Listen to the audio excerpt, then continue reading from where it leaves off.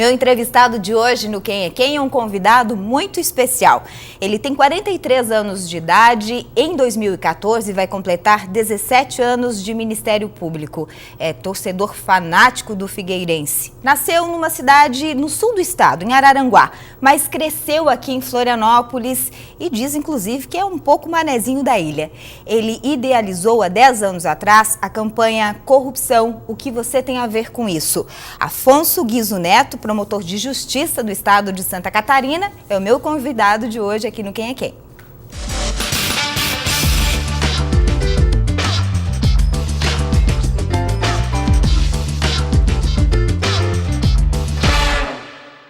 Doutor Afonso, bom dia, um prazer recebê-lo aqui no Quem é Quem, na Band. Olá, o prazer é meu, muito obrigado pelo convite. Bom, em novembro deste ano de 2014, a campanha que o senhor idealizou em 2004 vai completar 10 anos de existência. Nestes 10 anos aí, a campanha ganhou o Brasil e o mundo, não é? Tem orgulho de ver um filho praticamente criado, uma campanha com tanto sucesso mundo afora? É verdade, assim, nunca eu mesmo, seja como promotor, seja como cidadão, teria essa expectativa, né, que o projeto que nasceu em Chapecó crescesse, ganhasse o Estado, ganhasse o Brasil e hoje, via JCI, via ONU, sendo disseminado em 120 países. Mas também há de se fazer um registro, né? É um projeto que a gente idealizou, mas com a ajuda de muitas pessoas, muitas entidades. Então, se ele ganhou esse corpo, foi porque muita gente pegou junto, muita gente ajudou. Então, não é um projeto só de uma pessoa, não é um projeto só de uma instituição, é um projeto de um grupo. E eu acho que todos aqueles que participaram desse processo sentem, sim, um pouco donos do bom sentido desse projeto e felizes e orgulhosos de ver que esse projeto, longe de trazer todas as soluções, mas é uma sementinha que está sendo plantada e, quiçá, traga bons frutos mais à frente. Bom, o senhor deu mais de 500 palestras somente com o tema corrupção. O que você tem a ver com isso? Eu, particularmente, vi várias. Inclusive, em dezembro do ano passado, no Tribunal de Justiça, eu acredito que assisti uma das últimas palestras do senhor, ainda na coordenação do projeto. Em fevereiro, o senhor postou em redes sociais e essa notícia ganhou o estado de Santa Catarina. Eu acredito que, como a mim, pegou muitos brasileiros, né, e também pessoas de fora do Brasil de surpresa. Uma pessoa tão apaixonada, tão envolvida na campanha, o criador da campanha, pede para sair. Por quê, doutor Afonso? Em verdade, assim, primeiro a observação, a campanha continua institucionalmente, né, no Ministério Público de Santa Catarina e brasileiro.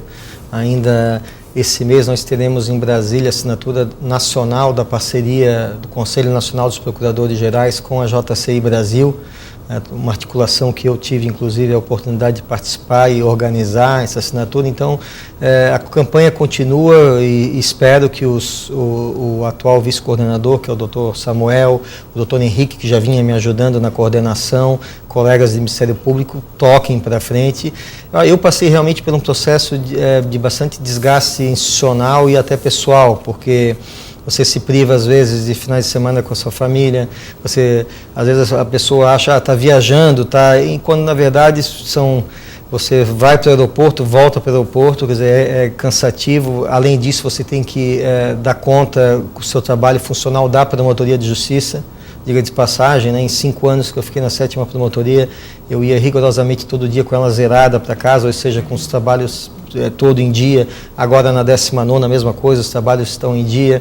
A 13ª, que era da moralidade, infelizmente a gente, por falta de trabalho de pessoal, eu também andei questionando essa questão, falta de estrutura. Essa 13ª PJ foi tema, inclusive, de um artigo que mais tarde eu gostaria de entrar mais a miúde. Exato, né? Mas o que eu quero dizer é que eu passei por um processo, eu acho que era sair da hora, senti falta de apoio realmente, falta de apoio institucional, falta de apoio da minha corregedoria, da própria Procuradoria Geral.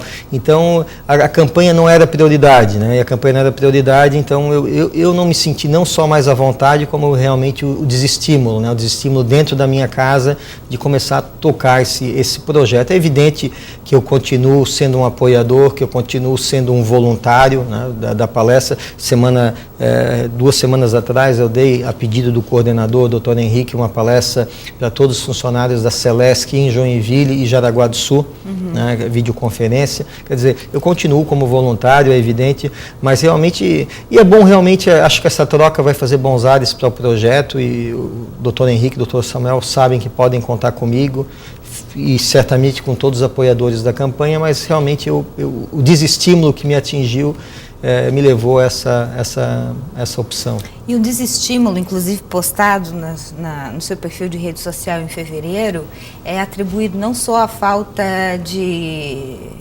colaboração dos colegas do Ministério Público. Tem algo mais referente a investimentos, por exemplo? Recentemente eu ouvi uma entrevista sua na imprensa escrita em que o senhor citava que o Ministério Público se negou a pagar a postagem do material que seria remetido à ONU. Inclusive no final do ano passado, em dezembro, quando eu cito a entrevista, a sua palestra no Tribunal de Contas, eu me recordo que o senhor falava orgulhosamente, inclusive exibia fotos com Ban Ki-moon, de que a campanha que você tem a ver com a corrupção chegou até a ONU, muito bem aceita, e ia ser agora distribuída, né? Uma campanha nascida em Santa Catarina. Sim. Procede essa informação? Foi falta de recurso para postagem do material que foi a gota d'água para o senhor sair da coordenação? Eu acho que, na verdade, é um conjunto de fatores, né? A remessa desse material para o exterior, não só para a ONU, como para outros parceiros externos, realmente foi indeferido, né? E a gente respeita a decisão. O senhor pode falar o valor que foi indeferido? Eu te confesso que eu não tenho esses dados. Era em torno de 10 a 15 kits, né? Não só para as Nações Unidas, como para outros parceiros, inclusive na China, Espanha e outros países, né? A própria MTV nos Estados Unidos pediu material, todos os contatos e articulações feitas nas próprias Nações Unidas quando da minha palestra lá.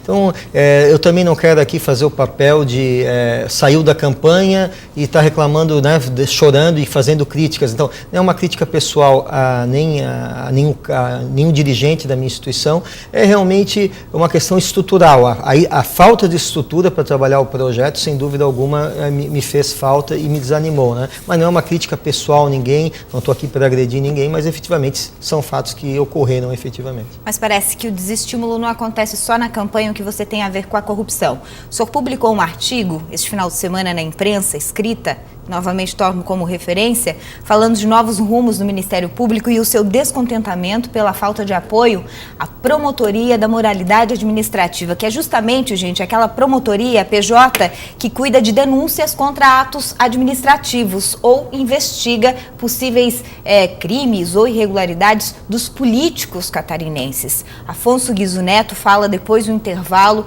o que desestimulou ele a sair da 13ª PJ de Joinville. Um instante só.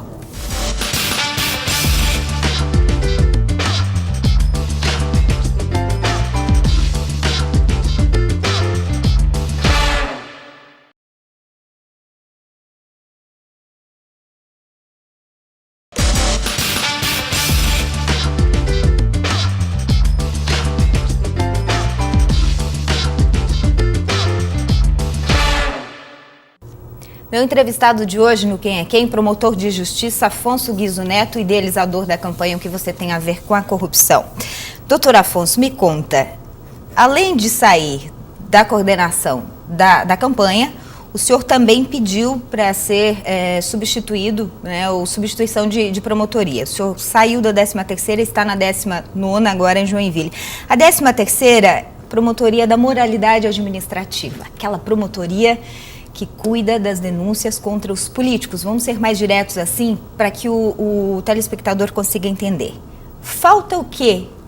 Investimento, apoio? O que falta para que as PJs de moralidade sejam mais valorizadas dentro do Ministério Público? Na verdade, a carreira funciona da seguinte maneira, né? Você tem a opção, quando vaga uma promotoria na sua comarca, conforme a sua antiguidade, você tem a possibilidade de optar pela promotoria.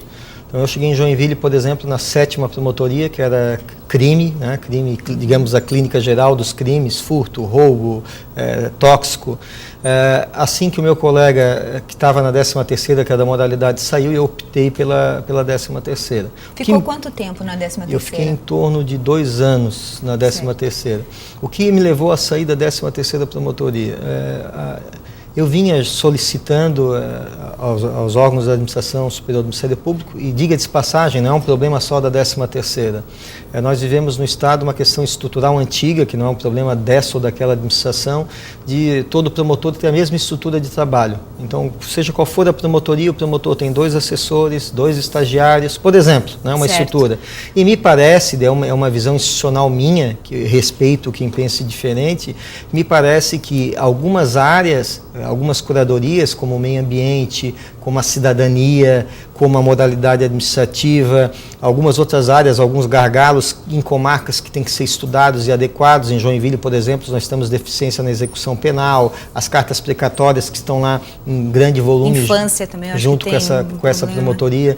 Então, é claro que tem que analisar cada realidade. Em Joinville, a campanha, ela me trouxe muitas coisas positivas, mas ela me exigiu mais também. Não só na questão de agenda, de conciliar a promotoria com as ações da campanha, mas também na questão da credibilidade que a campanha trouxe. Isso, um certo lado bastante positivo. Eu vi as pessoas procurar a promotoria confiando no Ministério Público, confiando no meu trabalho. Isso para mim era motivo de orgulho. Só que eu me deparava com situações e a denúncia para a pessoa que vai para o Ministério Público é tudo para a vida dela. Aquele problema é tudo para ela.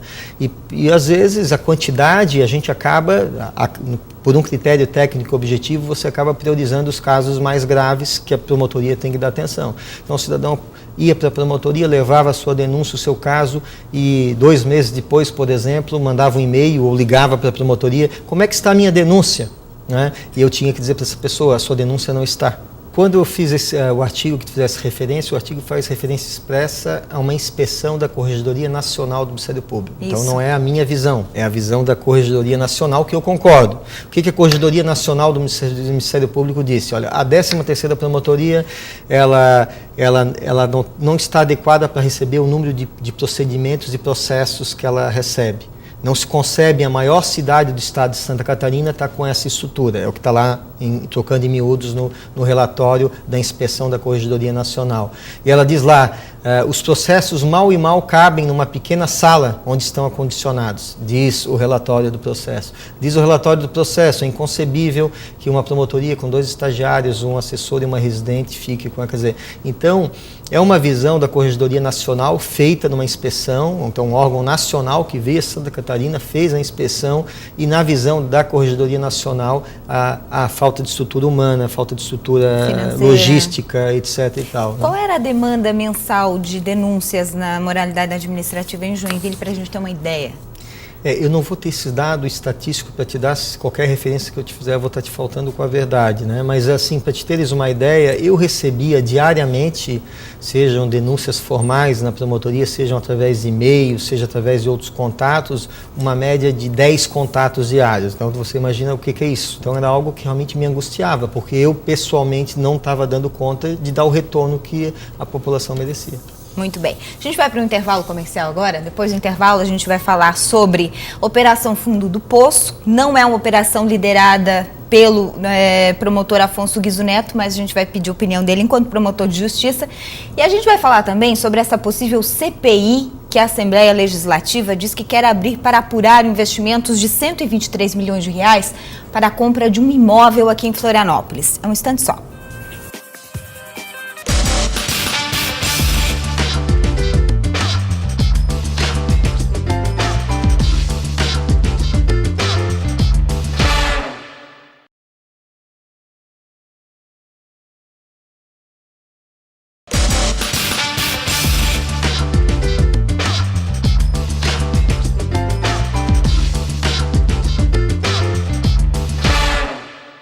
Promotor de Justiça Afonso Guizo Neto é meu entrevistado de hoje no Quem é Quem. Fala sobre a campanha, o que você tem a ver com a corrupção, fala sobre esses dados todos que a gente já comentou em relação à falta de estrutura do Ministério Público, principalmente na PJ da moralidade administrativa.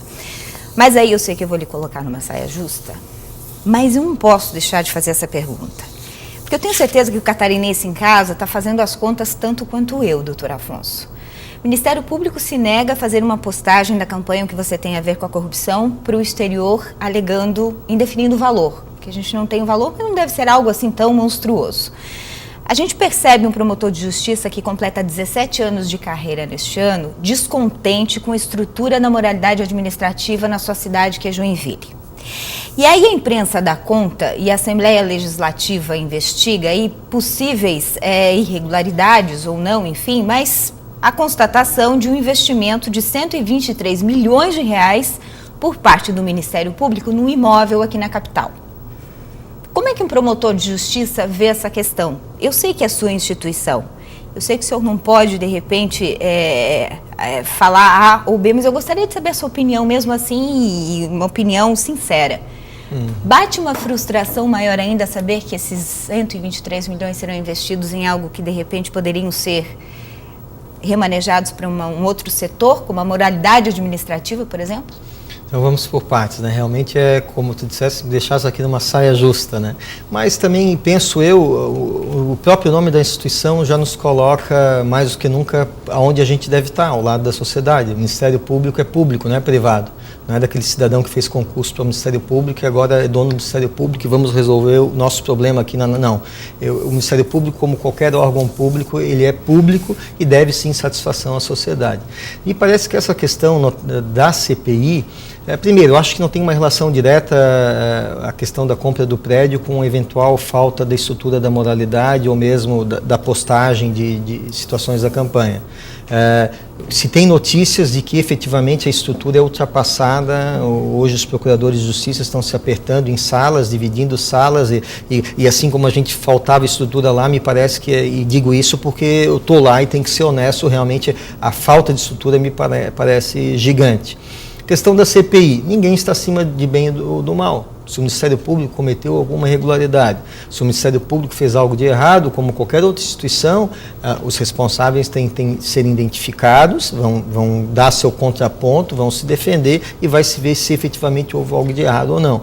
Agora, e digo isso não no espírito de corpo de defender a minha instituição, até porque isso eu fico com muita tranquilidade. Quando é para botar o dedo na ferida, eu sou o primeiro a botar o dedo na ferida.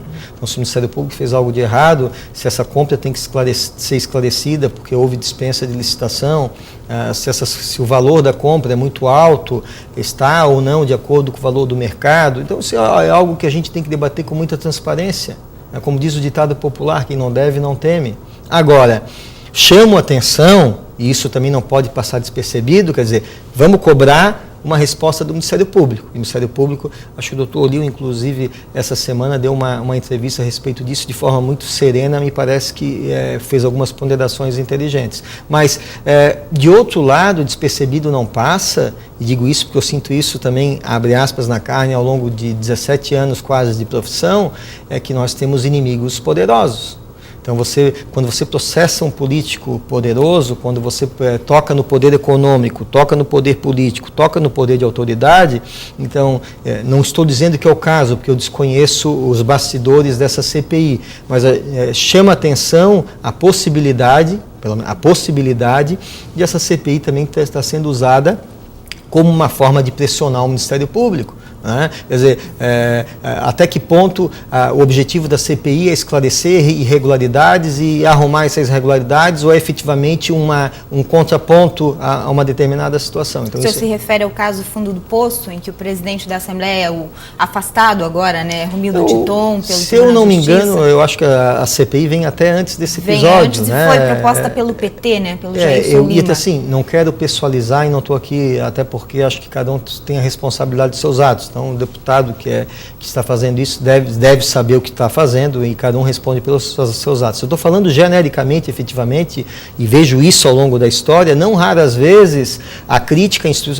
existe uma autora, acho que esse parênteses é importante, que é Maria Teresa Sadek, uma estudiosa, ela não é nem no Ministério Público nem do Judiciário, ela é doutora, estuda na academia o Judiciário e o Ministério Público brasileiro, dentre outras situações. O que Maria Teresa Sadek diz? O Ministério Público, ele não é criticado pelos seus erros e pelas suas exceções. E o promotor que ultrapassa o sinal vermelho, o promotor que errou, o excesso que pode ocorrer em qualquer instituição, que felizmente é exceção no Ministério Público. Se usa essas exceções para fazer a crítica, mas o alvo não é a exceção que está errada, o alvo é a grande maioria que está fazendo a coisa certa. Processando tem quem achou que nunca ia ser processado, pessoas influentes, independente do poder econômico e político. Então, hoje, o Ministério Público é a bola da vez. Então, o senhor acha que esse fato isolado pode ser usado para tirar a credibilidade do Ministério Público? Sem dúvida alguma, não estou dizendo que é o caso, mas me parece... Pode ser? Quando se fala, por exemplo, dos altos salários, por exemplo, né? Todos os funcionários, todos os servidores, todos os membros do Ministério Público recebem abaixo do teto. Né? Houve o pagamento de algumas verbas que a sociedade está lá, pode assistir, pode criticar ou não, é um direito da sociedade, também, né? Mas era uma possibilidade legal, né, da pessoa abrir mão das suas férias e vender suas férias, por exemplo, né, a critério de cada membro do Ministério Público. E quando se joga tudo isso num balaio, se faz uma grande salada de fruta e joga, abre aspas, desculpa o termo até vulgar, se vomita isso para a sociedade, perde um pouco de credibilidade. Né? Então, se quer apontar os erros do Ministério Público, vamos fazer isso de forma serena, de forma imparcial. O Ministério Público não está acima do bem e do mal.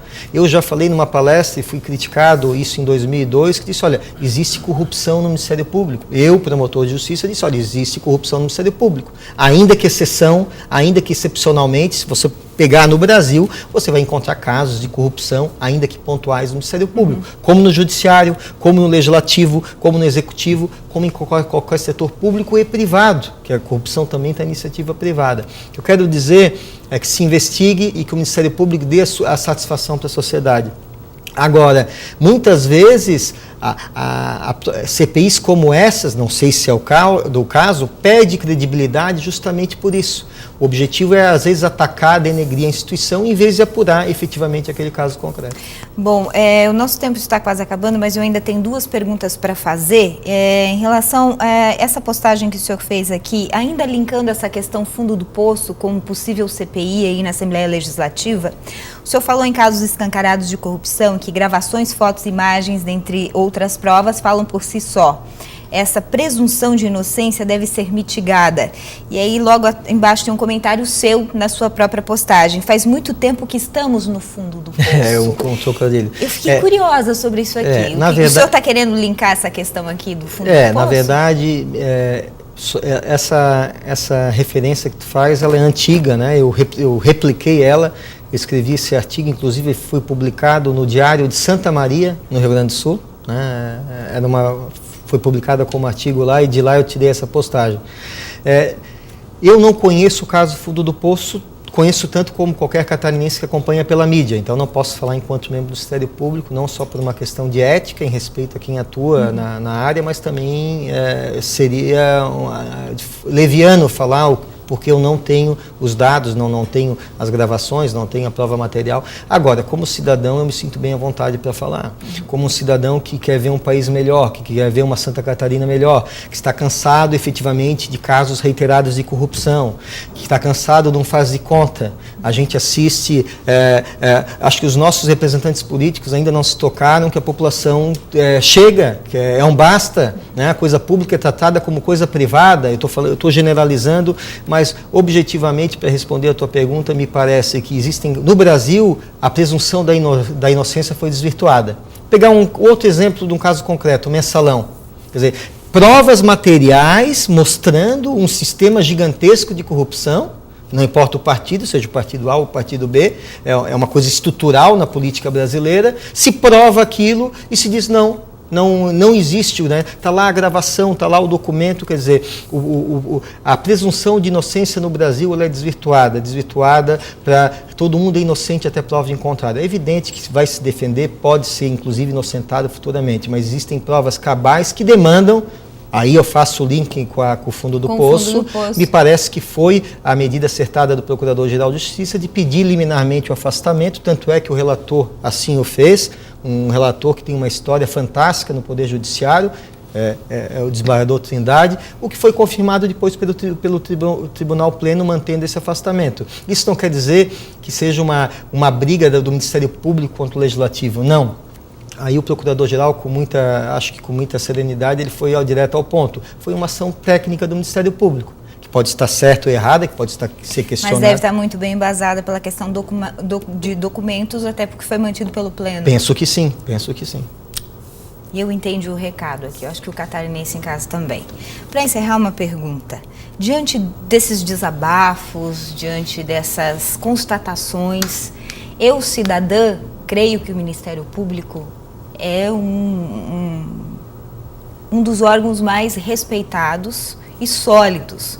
Sempre que se fala em denúncia, e a gente mesmo no jornalismo aqui da Band e os colegas, a gente sempre faz referência ao Ministério Público. Para embasar as nossas reportagens de denúncias, a gente sempre recorre ao Ministério Público, né? Diante desses fatos, diante dessa questão toda que se colocou, dessa possível CPI, desses questionamentos, pode ser que a imagem do Ministério Público fique um pouquinho arranhada, mas eu gostaria de perguntar de um promotor de justiça o que o catarinense pode efetivamente esperar do Ministério Público, mesmo com as suas dificuldades? Primeiro, o Ministério Público é feito de pessoas, né? A gente erra, a gente acerta, aonde tiver o erro é um órgão público, tem que ser cobrado, né? O meu salário, que é um bom salário, eu fiz 5 concursos públicos, rodei em 4 até passar para promotor, quer dizer, passei por um processo de seleção, estou lá para servir a comunidade, como todos os meus colegas estão, então a gente tem que ser cobrado e dar uma resposta, uma satisfação para a sociedade, doa quem doer.